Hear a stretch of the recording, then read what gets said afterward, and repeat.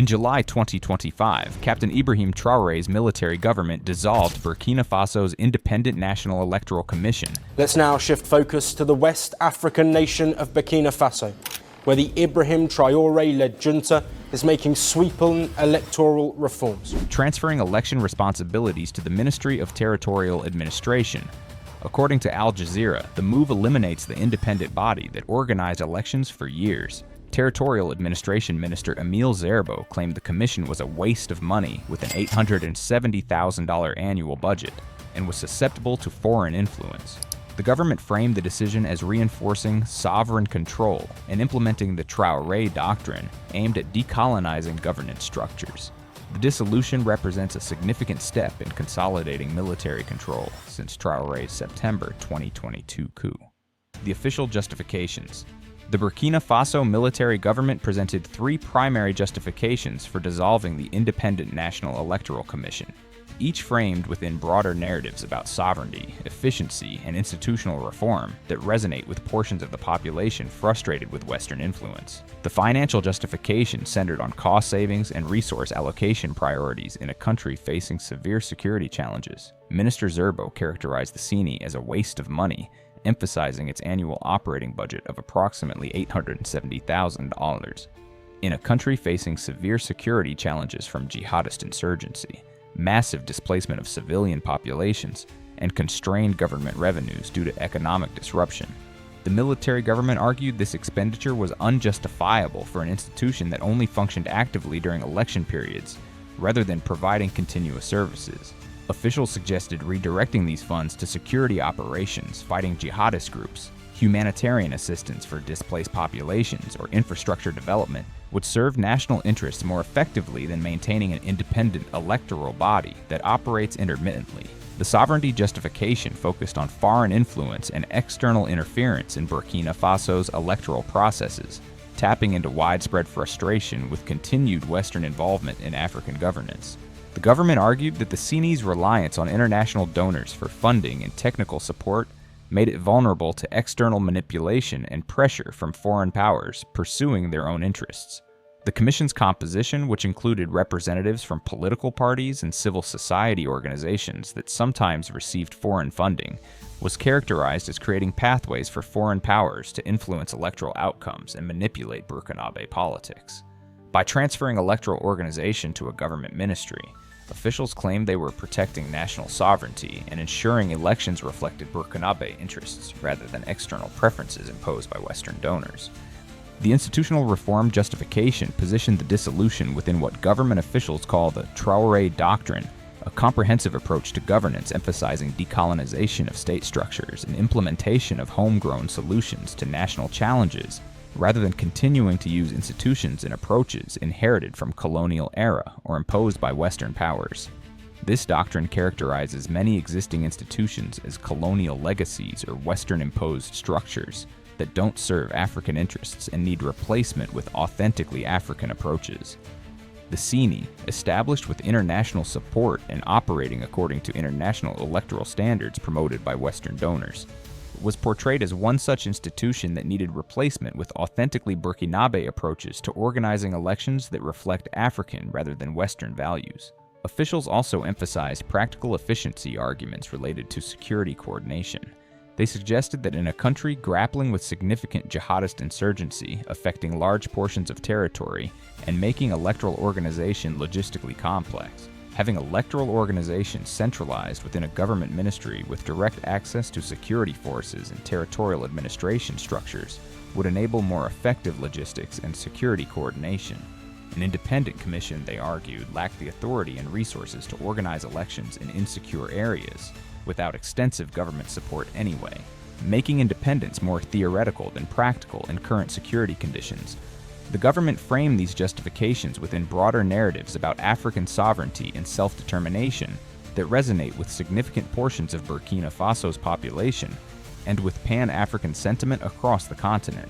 The rhetoric emphasized breaking free from Western-imposed governance models, rejecting external interference in internal affairs, and building institutions that serve African interests rather than facilitating continued Western influence over African political processes.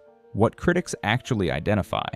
While the government presented financial savings, sovereignty protection, and institutional reform as motivations for dissolving the CNI, critics and opposition groups identify fundamentally different motivations centered on power consolidation and elimination of obstacles to continued military rule without meaningful democratic accountability.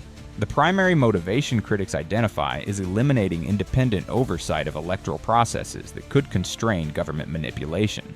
An independent electoral commission, even one with limitations and vulnerabilities, provides some institutional check on government manipulation of elections. Commission members from opposition parties and civil society can raise concerns about irregularities, challenge questionable decisions, and provide alternative voices in electoral administration that create some accountability.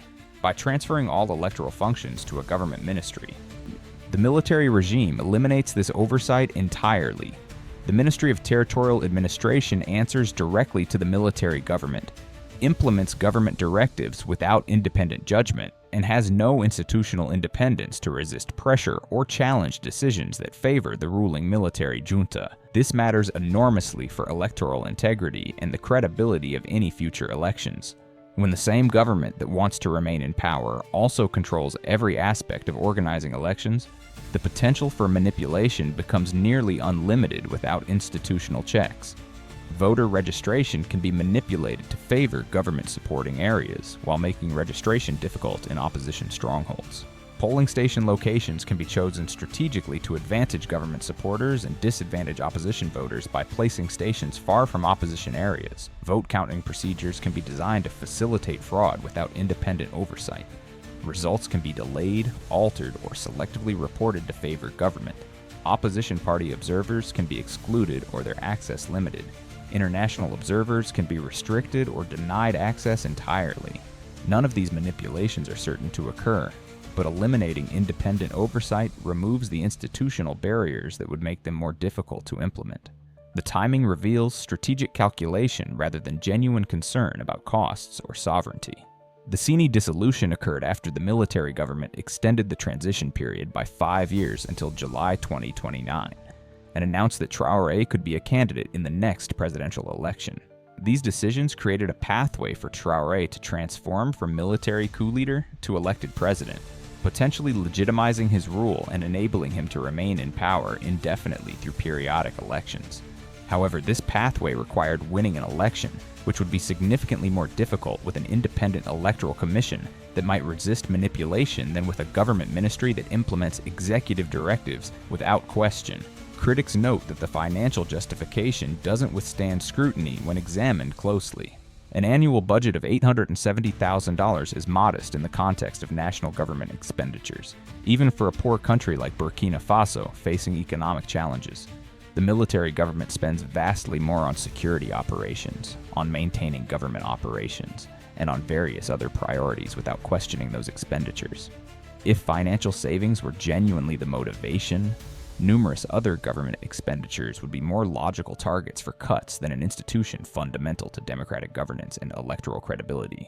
The selective focus on CNI costs while maintaining or increasing spending in other areas suggests financial justification is pretextual rather than genuine concern about government budget constraints. The sovereignty justification similarly appears pretextual when examined in context. While the CNI did receive some international donor support and technical assistance, this didn't give foreign powers control over electoral outcomes or determine how elections were conducted. The commission operated according to Burkinabe law. Its members were Burkinabe citizens, and its decisions were made domestically through established procedures. Understanding CNI's role, the Independent National Electoral Commission was established to organize and supervise elections in Burkina Faso, providing institutional separation between the government competing in elections and the administration of electoral processes. This separation is considered internationally as a fundamental element of electoral integrity, reducing opportunities for incumbent governments to manipulate elections in their favor through control of electoral administration.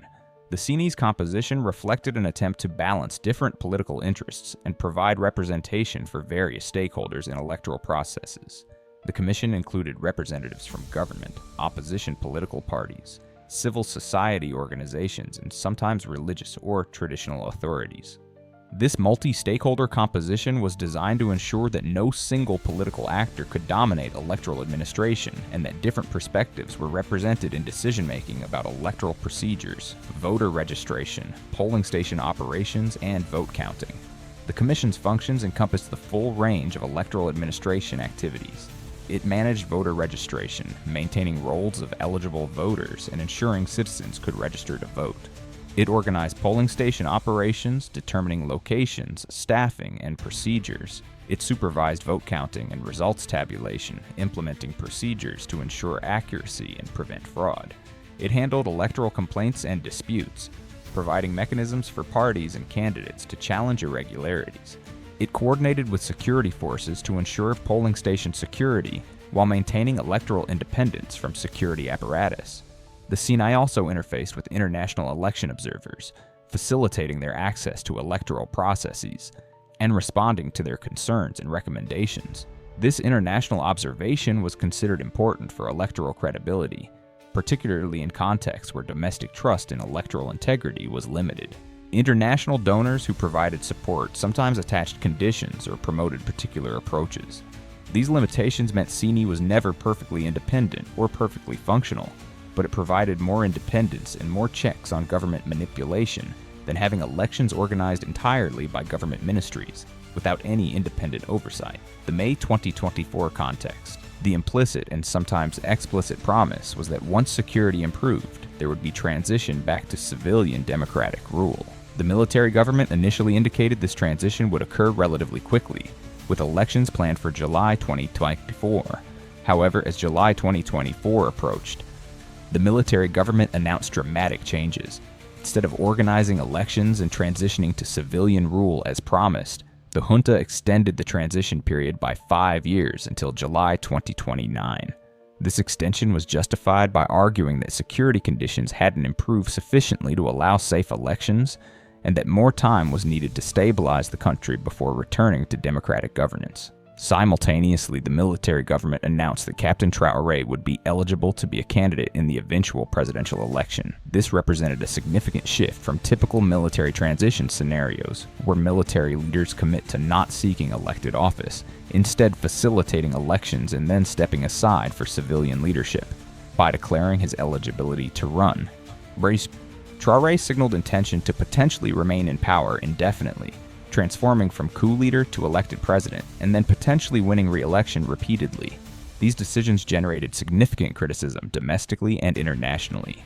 Opposition groups accused the military government of breaking its promises and using security justifications as pretexts for extending military rule indefinitely. ECOWAS condemned the extension and Traoré's candidacy announcement. International observers characterized the moves as typical authoritarian consolidation patterns. The extension and candidacy announcement created new political reality, where Traoré's path to remaining in power long-term depended on winning an election in 2029. This made control over electoral processes strategically crucial. An independent electoral commission that might resist manipulation became an obstacle. A government ministry that would implement directives became essential for ensuring favorable outcomes. Ministry control implications. The Ministry of Territorial Administration is a government ministry that answers directly to the executive branch, controlled by the military junta. The minister is appointed by and serves at the pleasure of Captain Traoré. The ministry's budget is allocated by the government. Its personnel are government employees whose careers depend on government favor. Its policies and decisions are subject to executive direction. This institutional structure means the ministry has no independence from the government that wants to remain in power through elections. Minister Emile Zerbo, who will now oversee electoral organization, is a military government appointee who owes his position to Traoré and whose continuation in office depends on maintaining Traoré's confidence. This creates obvious conflicts of interest when the minister is responsible for organizing elections in which his patron is a candidate. The ministry's control over territorial administration gives it extensive leverage over electoral logistics. It controls local government structures across Burkina Faso, appointing governors, prefects, and other territorial administrators who would be involved in implementing electoral processes. It manages relationships with traditional authorities and community leaders who influence local political dynamics. It coordinates with security forces who provide security on polling stations. This comprehensive control means the ministry can shape electoral processes at every level. Practical implications for electoral integrity are significant. Voter registration can be manipulated. Polling locations can be chosen strategically. Staffing can favor government supporters. Vote counting can be designed to facilitate fraud. Results reporting becomes entirely government-controlled without independent verification. International observation becomes subject to government control through access restrictions. International reactions. ECOWAS condemn the dissolution as further evidence of unwillingness to return to democratic governance. However, ECOWAS has limited leverage since Burkina Faso withdrew from the organization in January 2025. The African Union expressed concern but has limited practical ability to influence internal decisions. Western governments criticize the move as authoritarian consolidation. Human rights organizations characterize it as part of broader democratic backsliding. The military government's response has been consistent dismissal, characterizing concern as foreign interference. The 2029 election, the CNE dissolution fundamentally shapes prospects for the 2029 presidential election that Captain Ibrahim Traoré has declared his intention to contest. The election's credibility and legitimacy will be questioned regardless of results, given that the government organizing the election is also competing in it and has systematically eliminated independent oversight mechanisms that could provide checks on manipulation. If Traoré wins, Barayi, as seems highly likely given comprehensive government control over all aspects of electoral organization and administration, the victory will be contested domestically by opposition parties and civil society organizations and rejected internationally by Western governments and international observers. Opposition parties will inevitably allege manipulation and fraud, arguing that government control over electoral administration through the Ministry of Territorial Administration enabled systematic rigging of voter registration, polling station operations, vote counting, and results reporting. International observers, if they are granted access to observe the electoral process, will likely document irregularities and procedural violations and question whether reported results genuinely reflect voters' actual choices rather than government manipulation. Western governments, including the United States, France, and European Union members, will almost certainly refuse to recognize results as legitimate, characterizing the election as fundamentally flawed due to lack of independent electoral administration. ECOWAS and the African Union will face substantial pressure from their democratic member states to reject the election's credibility and refuse to legitimize what many will characterize as a sham electoral process designed to provide thin veneer of democratic legitimacy to continued military rule. However, Traoré and the military government may calculate that electoral legitimacy, while desirable for international relations and domestic political management, is not essential for maintaining power and continuing to govern effectively. If they maintain control over security forces who remain loyal to military leadership, if they sustain popular support or at least acquiescence from significant portions of the population through nationalist rhetoric and appeals to sovereignty, and if they can count on diplomatic and economic support from Russia and other non-Western partners who are less concerned about democratic processes and electoral credibility, they can govern regardless of whether Western governments or international organizations recognize electoral legitimacy. This calculation makes the 2029 election less about winning a genuine democratic mandate through free and fair electoral competition and more about creating appearance of electoral legitimacy that provides some domestic and international cover for continued rule while transforming military government into ostensibly civilian elected government. The election becomes a performance of democracy rather than actual democratic competition, designed to check a box that allows the government to claim democratic credentials while maintaining authoritarian control. The election could also be delayed or canceled entirely if security conditions remain poor or deteriorate further, or if the military government concludes that even manipulated elections carry unacceptable risks of unexpected outcomes or popular mobilization against the regime. The 5-year extension to 2029 could be followed by another extension, with security justifications used indefinitely to postpone elections while maintaining facade of eventual transition that never actually arrives. This pattern is common in military regimes where promised transitions to democracy are repeatedly delayed until the promise itself becomes meaningless and populations stop expecting fulfillment. Alternative scenarios where opposition parties could win the 2029 election despite government control over electoral processes seem highly unlikely given the institutional changes eliminating independent oversight. Even if opposition parties manage to mobilize supporters and win genuine popular majorities in actual voting, Bashir government control over vote counting and results reporting would enable manipulation to produce official results showing government victory regardless of actual votes cast.